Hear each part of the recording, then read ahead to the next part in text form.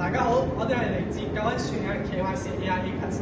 今日我為大家帶嚟一個可以幫大建築慳翻啖氣嘅方案，就係我哋嘅自然呼吸共創連續呼吸未來。而傳統嘅通風系統，我哋發現咗好多嘅問題。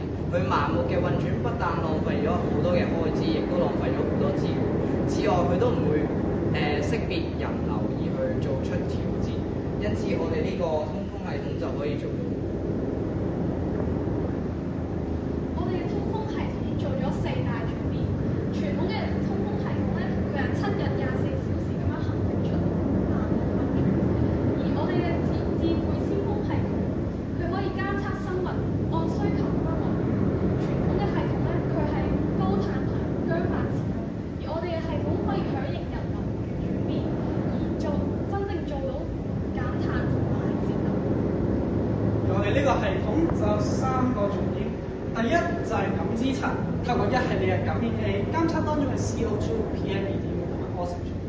第二就係核心大腦，用擁有最高性能嘅 Raspberry Pi 5去即時處理各項大數據。第三就係我哋嘅動態管理，透過呢個 Web Application 令監察人可以實時監察到當中嘅唔同數據。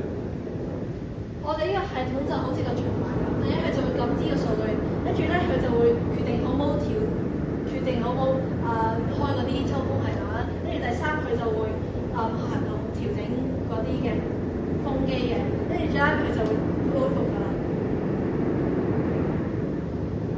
我哋呢套系統嘅影響力都好大嘅，我哋預計每年可以慳翻數百萬至數千萬嘅港元，減少5萬至10萬公噸嘅碳排放。